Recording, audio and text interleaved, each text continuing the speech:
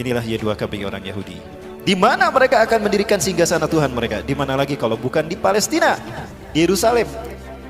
Kenapa harus Palestina? Karena Palestina adalah pusat jantung dunia. Jantung dunia itu Palestina. Karena Palestina menghubungkan 3 benua, Afrika, Eropa, dan Asia. Siapa yang menguasai Palestina? Dia menguasai dunia. Dan tidak ada artinya Palestina without Yerusalem, tanpa Yerusalem. Dan tidak ada artinya Yerusalem tanpa sinagog Yahudi. Di mana sinagog Yahudi ingin mereka bangun? Di atas Masjidil Aqsa, kiblat kita yang pertama.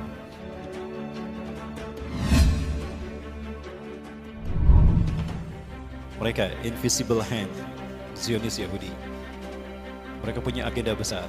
Nah, nggak boleh ada yang menghalangi agenda besar ini. Namun agenda besar ini sudah dibuka terang-terangan oleh Donald Trump. Inilah agenda besar, inilah final dari Zionisme internasional. Berdirinya sinagog Yahudi di atas Masjidil Aqsa. Ya, kan itu puncak gerakan Zionis. Zionisme itu adalah kembalinya Zionis Yahudi ke Bukit Zion, kembalinya bangsa Yahudi ke Bukit Zion. Ya. Kenapa harus ke Bukit Zion? Karena the God who's waited, Tuhan yang mereka tunggu-tunggu akan segera turun di Bukit Zion. Karena milenium ketiga ini harusnya singgasana Tuhan berdiri bagi mereka di tanah Syam, Palestina.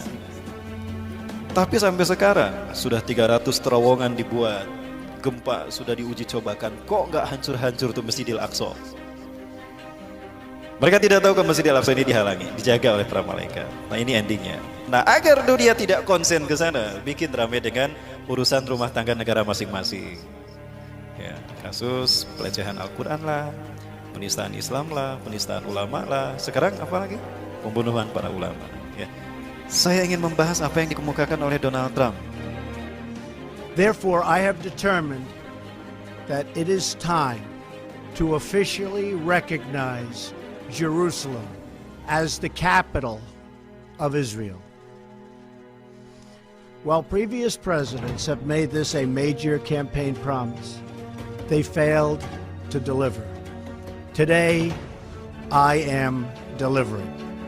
I've judged this course of action to be in the best interests of the United States of America and the pursuit of peace between Israel and the Palestinians. This is a long overdue step to advance the peace process and to work towards a lasting agreement.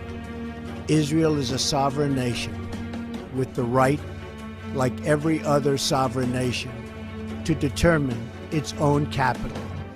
Acknowledging this is a fact is a necessary condition for achieving peace. Inilah arti dari pernyataan Donald Trump.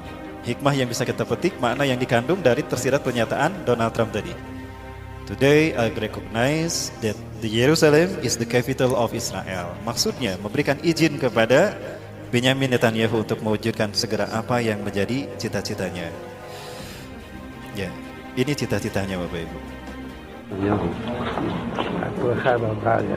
אבל יצא צריך מגזם. זה ברכה והצלחה. תפלא ולתשיע. באתי לבקש את זה. בכל העניינים. גם האישיים, גם הלאומיים. בזמן שישראל לאחרונה נתפסו כמה עניינים. פתחו כמה.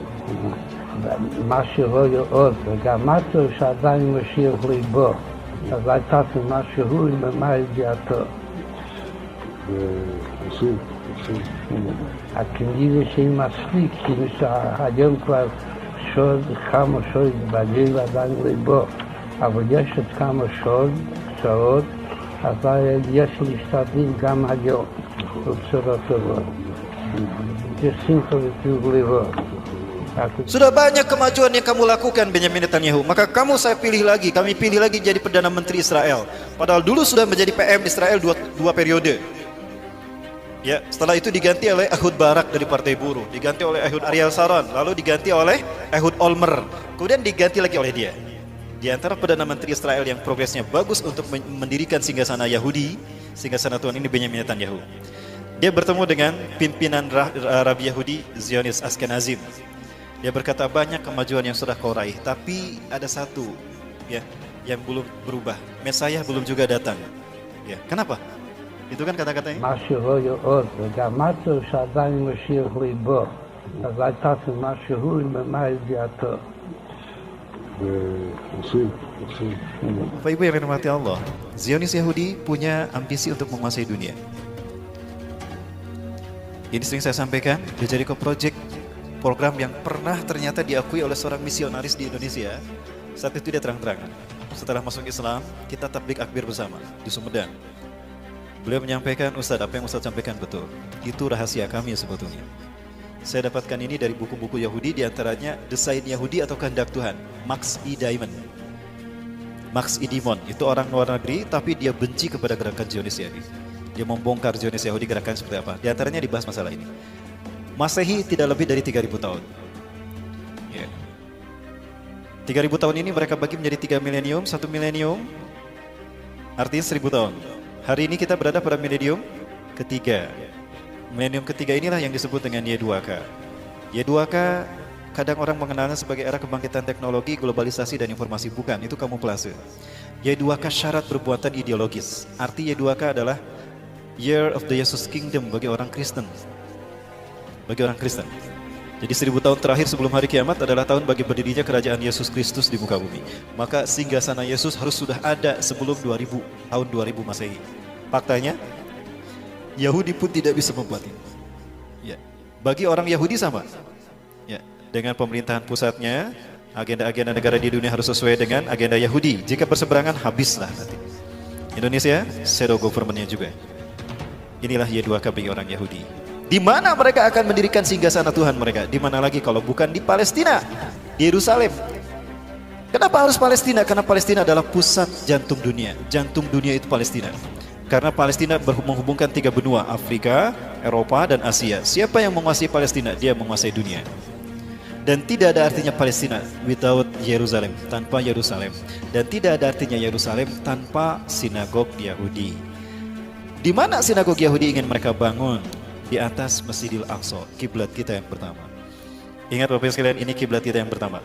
Rasulullah sebelum menghadap ke Mekah, ketika masih berada di Madinah, setelah Isra Mi'raj, Rasulullah SAW menghadap ke sini 16-17 bulan. Setelah turun surat Al-Baqarah 144 menghadap ke Masjidil Haram. Ya, masjid ini menjadi masjid pertama digunakan sholat asar menghadap ke Ka'bah. Tadinya kemana we para sahabat, kaum muslimin yang ada di Palestina sholatnya? Ayo nupa tonggong-tonggong, nupa harup-harup, gitu ya. Ada. Karena kiblatnya, kita mau sholat di situ kemana aja nggak apa-apa. Tapi setelah turunnya surat Al-Baqarah 144 semuanya menghadap ke Ka'bah. Apa yang terjadi? Kalau saya lihat pernyataan Donald Trump ini artinya memberikan izin kepada Yahudi untuk menghancurkan masjid ini dan mereka ganti dengan sinagog Yahudi. Ini nanti yang akan berdiri dan ini kesepakatan yang antara Yahudi dengan Amerika bahwa sinagog yang akan dibangun seperti ini. Mereka akan bersambung menyambut Tuhan mereka, Mesias atau Al-Masih, teman-teman sekalian. Kalau ini terjadi dan kita masih hidup, malulah kita di hadapan Allah. Kita mayoritas tidak bisa melindungi kiblat kita yang pertama. Ya, lebih baik kita sudah syahid ketika ini terjadi. Namun apa yang terjadi, teman-teman sekalian? Insya Allah, mimpi Yahudi ini tidak akan terjadi. Bapak Ibu yang dirahmati Allah, tahun 1947 PBB memutuskan membagi dua Palestina, 56% bagi Israel, 44% bagi Palestina. Maka Palestina yang tadinya mayoritas dikuasai kaum muslimin berubah menjadi dikuasai Israel. Nah ini Palestina di tahun 1946, yang warna hijau ini kaum muslimin, yang warna putih ini adalah Israel, Yahudi. Tidak lebih dari 8,5%. Maka 1 tahun setelah PBB menyatakan kalau Palestina dibagi dua untuk Israel dan kaum muslimin, maka warna putih ini Israel. Setiap bulannya 1.000 sampai 5.000 orang Yahudi diungsikan setiap bulan ke Palestina. Terjadilah okupasi, perampasan wilayah. Kaum muslimin yang mempertahankan rumahnya dibantai, disiksa. Habislah para muslimin. Ya, dan hari ini bisa kita lihat Israel menguasai Palestina. Dari 12 provinsi di tanah Palestina, tinggal 1 provinsi yang belum dikuasai mereka, Gaza. Begini nasib Indonesia jika Cina dibiarkan. Ini nasib umat Islam Indonesia jika Cina dibiarkan. Dan sekarang 70% tanah di Indonesia milik Cina. Cuma 30% tanah di Indonesia milik orang Indonesia sendiri, pribumi.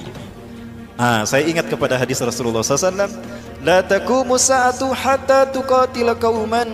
Kiamat tidak akan terjadi sehingga kalian berperang dengan satu bangsa. Ni'aluhumus sya'ar, sendal-sendal mereka terbuat dari bulu.